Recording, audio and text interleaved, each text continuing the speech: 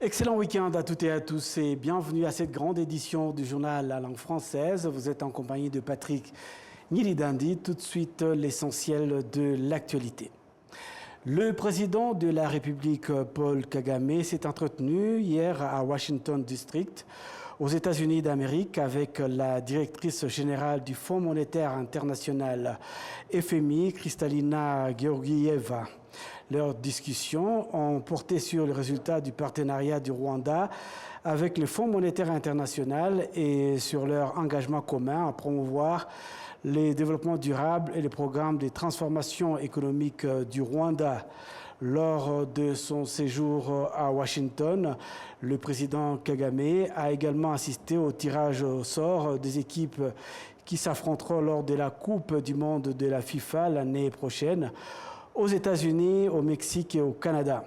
Le Rwanda fait partie des 8 pays sélectionnés par la FIFA pour accueillir la série mondiale de la FIFA 2026 qui réunira des équipes de différents continents. Et puis le Premier ministre rwandais, Dr Justin Nsengiyumva, s'est joint aux chrétiens catholiques pour célébrer le 125e jubilé de l'Évangile au Rwanda et le 205e anniversaire de la présence du christianisme dans le monde. Lors de la messe présidée par l'archevêque de Kigali, le cardinal Antoine Kambanda, les fidèles ont été invités à se souvenir que la religion doit être une source du bien-être et un vecteur de changement tant dans leur lieu de vie que dans leur déplacement. Dans le message du pape Léon XVI, lu par son envoyé spécial au Rwanda, Monseigneur Arnoldo Chansège Katala, les chrétiens sont exhortés à adhérer à la parole de Dieu dans un esprit de réconciliation, de paix et de respect mutuel. Aujourd'hui, après plus de 125 ans de présence d'évangile au Rwanda, l'Église catholique continue de jouer un rôle actif dans la vie publique du pays, notamment dans le secteur de la santé et de l'éducation.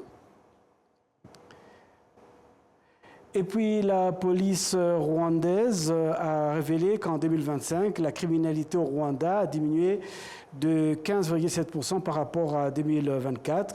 Elle est également prête à aider les Rwandais à célébrer les fêtes en toute sécurité et dans le calme.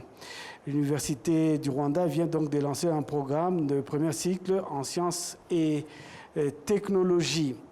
Et puis toujours en rapport avec l'environnement, des experts en recherche et en statistique du monde entier se réunissent pendant 3 jours pour examiner comment les données recueillies sur les impacts sanitaires des changements climatiques peuvent être consolidées sur une plateforme numérique et utilisées par les décideurs politiques afin de contribuer à prévenir ces effets sur la santé de nombreuses personnes, notamment en Afrique et plus particulièrement au Rwanda. Suivez ce reportage.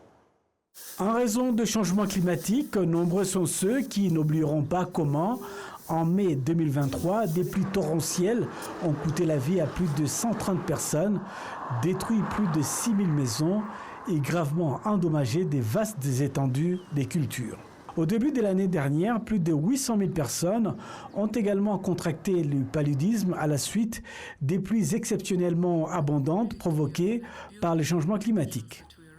Des experts en recherche et en statistique ont intégré des normes internationales à cette plateforme numérique, présentée en anglais sous le nom de Standards for Official Statistics on Climate Earth Interaction, SOCI en abrégé.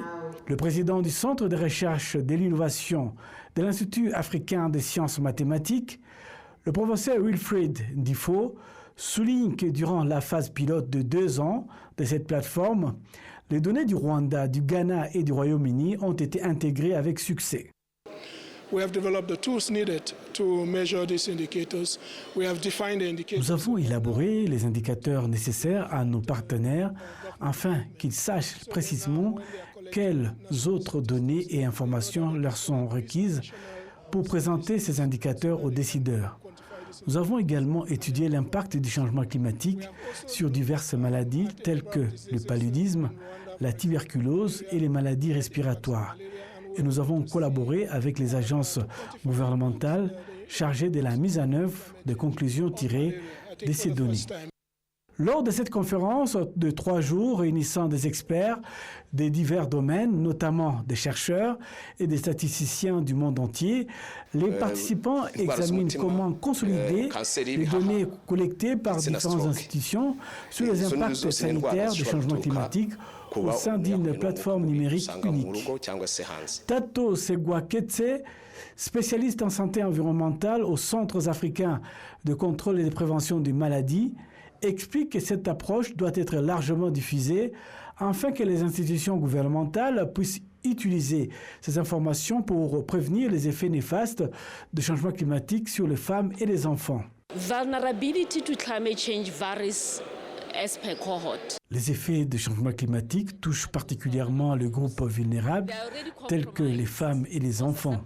Il est donc important de prendre en compte leurs besoins lors de la définition des priorités d'utilisation de ces sites web.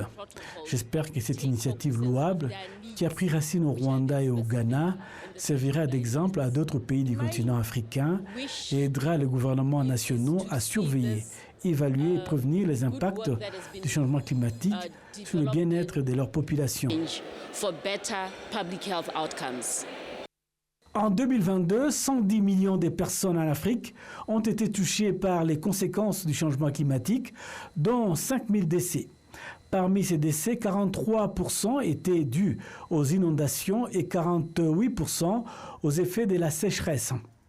Entre 2021 et 2025, plus de 221 millions de personnes en Afrique ont été affectées par des conditions météorologiques extrêmes et 28 759 personnes ont perdu la vie au cours de ces 5 années. Dans le cadre des invités que nous recevons dans ce studio de Arabié, nous avons l'immense plaisir de recevoir un invité qu'on ne présente plus, Rurangwa Jean-Marie Vianney. Bienvenue dans nos studios. Merci beaucoup. Rurangwa Jean-Marie Vianney, vous venez de réaliser une tournée africaine, vous êtes allé même en Europe. Commençons d'abord par l'Afrique. Vous étiez au Tchad où vous étiez l'invité d'honneur. Tout le monde sait que vous travaillez depuis de nombreuses années sur la question de la mémoire du génocide perpétré contre les Tutsis au Rwanda. Et vous y étiez en tant qu'invité d'honneur. Parlez-nous un peu de ce festival. Oui, il s'agit d'un festival nommé Festival du livre et des arts, Festival international du livre et des arts tchadiens, FILART en abrégé. C'était la première édition. C'était la première édition de ce festival et donc ils m'ont Noki Gedanon, qui est l'initiateur du projet qu'on connaît ici au Rwanda et à travers le monde. Rwanda, écrire par devoir de mémoire 1998-2000. Donc, avec les organisateurs de ce festival, ils m'ont invité pour aller, comme invité d'honneur, ils m'ont invité, mais aussi pour présenter mes œuvres et voilà, et échanger avec les artistes et les écrivains tchadiens. Vous aviez donc eu contact avec des étudiants de cette université. Comment ces étudiants perçoivent un peu cette histoire du Rwanda? Bon, évidemment, la plupart sont nés après le génocide, hein, comme la plupart des étudiants ici, hein, donc après 1994. C'est-à-dire, ils regardent à travers les films, à travers les documentaires, à travers les livres, et ils apprennent qu'il y a eu une tragédie innommable, inouïe. Je veux dire, le génocide perpétré contre les Tutsis du Rwanda en 1994. Et donc, ils ont envie d'apprendre, ils ont envie de s'informer.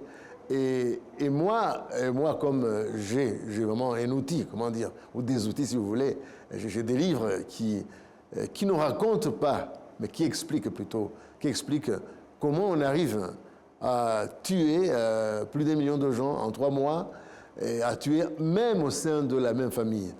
Et là, justement, ça m'a amené à parler de l'idéologie raciste. L'idéologie raciste, comme j'ai eu l'occasion de le dire, qui a des origines coloniales. Parce qu'on sait que, après la conférence de Berlin du 15 novembre 15 novembre 1984, au 26 février 1885, quand justement le continent africain fut partagé entre les puissances européennes de l'époque. Donc le Rwanda, qui devint du jour au lendemain, disons, un territoire allemand, parce que justement les Rwandais étaient des sujets allemands. Et donc la colonisation vient avec, et alors avec ce principe colonial classique, divide et impera, donc il fallait diviser le peuple du Rwanda pour mieux le diriger, mais aussi pour mieux l'évangéliser. Voilà, parce qu'il faut savoir que le colonisateur s'accompagne toujours du missionnaire, du moins en ce qui concerne l'Amérique latine et l'Afrique. Voilà, donc j'ai expliqué l'idéologie raciste, sa genèse et ses produits, comment dire, les conséquences de cette idéologie qui a été enseignée pendant 35 ans et qui a évidemment généré le drame des drames, le crime des crimes, le génocide perpétré contre les Tutsis du Rwanda en 1994. Vous avez été aussi l'invité de plusieurs chaînes de télévision au Tchad. Oui. On voit cet intérêt de Tchadiens qui veulent apprendre. Oui. Vous avez notamment été dans une émission très populaire là-bas au Tchad.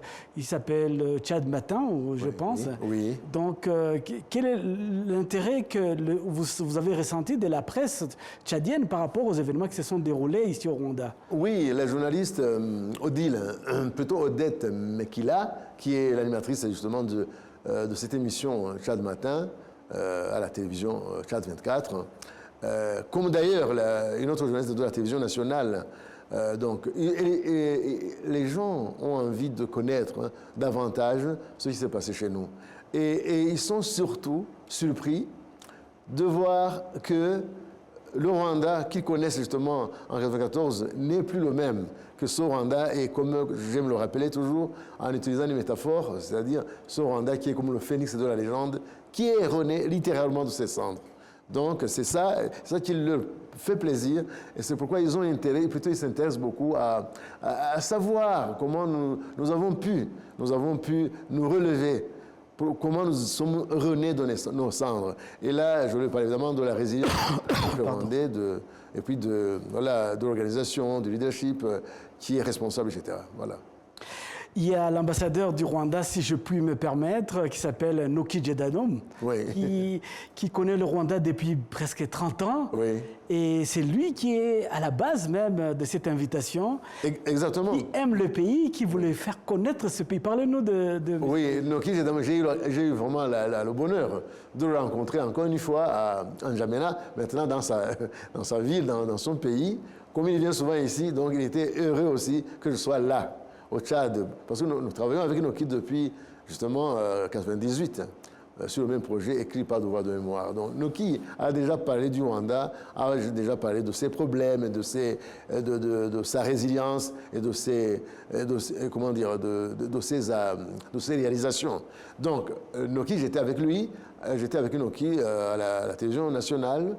Et pendant le festival aussi. Et donc nous avons parlé, nous avons parlé du Rwanda, mais nous avons parlé aussi du Tchad, parce que le Tchad a connu des événements aussi de triste mémoire. Il y a eu des guerres interreligieuses, plutôt interethniques, interreligieuses. Et j'ai vu que les artistes ont une littérature engagée et ils veulent vraiment que le Rwanda, plutôt que le Tchad, justement, soit comme le Rwanda et se relève de ses cendres pour être un pays inclusif, un pays où tous les Tchadiens se sentiraient chez eux. Voilà, donc ils sont vraiment intéressés pour connaître ce qui s'est passé chez nous. Après le Tchad, avant de revenir au Rwanda, vous étiez dans une résidence d'écriture aux Pays-Bas. Oui. Vous nous préparez un livre. Oui. Est-ce que je ne sais pas si vous pouvez déjà nous donner quelques étincelles de ce livre qui va sortir très bientôt? Bon, c'est un livre quand même que j'ai commencé il y a peut-être 3 ans. Donc c'est un livre qui a été subventionné par le Conseil des arts de l'Ontario au Canada, la province où je vivais. Donc sur le racisme. C'est juste après l'assassinat de l'Afro-Américain George Floyd par la police de Minneapolis, dans l'État du Minnesota. Alors là, j'ai écrit immédiatement un article qui est paru dans un livre, dans des revues, même électronique.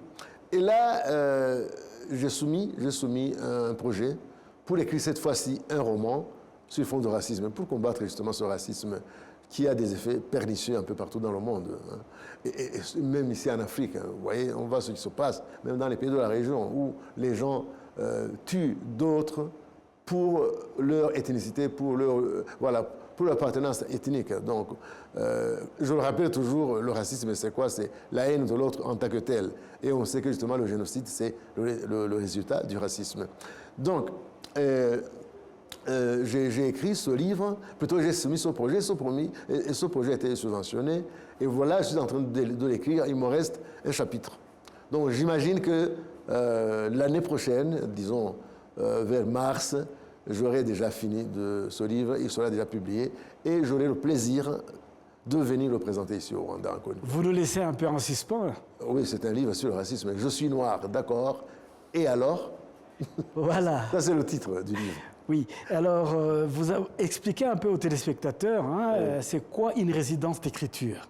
Bon, une résidence d'écriture, c'est-à-dire, vous avez envie d'écrire un livre. Mais peut-être que le milieu où vous êtes ne vous donne pas assez de concentration. Et donc, vous demandez souvent une subvention et vous allez quelque part. Souvent, vous pouvez y rencontrer d'autres écrivains qui sont aussi subventionnés. Et là, c'est pour la plupart des cas dans un hôtel. Et là, vous êtes seul avec vous-même. Et là, vous vous concentrez et vous n'avez personne pour vous embêter, pour vous inviter à faire ceci ou cela. Donc, c'est juste vraiment vous et votre esprit et votre imagination, et vous travaillez sur votre sujet. Donc, c'est ce que je suis en train de faire aux Pays-Bas, à Deventer. C'est quelle ville exactement? C'est une ville dans une des provinces, une des 12 provinces des Pays-Bas qui s'appelle Overijssel. Donc là, c'est juste à sud-ouest comme ça. Et c'est à côté de l'Allemagne. Donc, je suis en train d'écrire ce livre et ça avance très bien parce que je me concentre bien et je pense que d'ici 3 mois, le livre sera publié. Et je viendrai le présenter comme toujours, comme je le fais toujours, ici au Rwanda. La toute dernière question, avant de vous libérer, vous écrivez depuis de nombreuses années sur le génocide. Les enfants... Pas seulement sur le génocide. Sur plusieurs sujets, Oui. mais vous vous intéressez Absolument, au sujet, absolument, oui. Compte tenu du fait que le génocide a détruit ce pays. Exact. Et par le courage de certains dirigeants qui ont permis que ce pays se relève, Oui. et la volonté aussi des Rwandais d'aller de l'avant, Exactement. ce pays a avancé. Les enfants qui sont nés à 1994 ont aujourd'hui presque 30 ans. Hein? C'est ça. C'est 30 ans déjà. Plus de 30 ans, oui. Et quel message, vous vous êtes à la fois parent et grand-père aussi. Oui. Quel message avez-vous envie de transmettre? Ce sera la dernière question à cette jeunesse du Rwanda. Oui, vous savez que j'ai écrit un livre déjà, un livre que je leur ai dédié, Le génocide des Tutsis, ou perpétré contre les Tutsis, expliqué à ses enfants. C'est un livre que j'ai conçu en 2019, que j'ai fini en 2020, qui a été publié à Mexico City, en version bilingue, anglais-français, mais qui a été aussi traduit en espagnol par une université à l'intention de ses étudiants. Je l'ai traduit aussi en italien et je pense le faire aussi en allemand et en néerlandais, pour que justement ça atteigne beaucoup de gens possibles.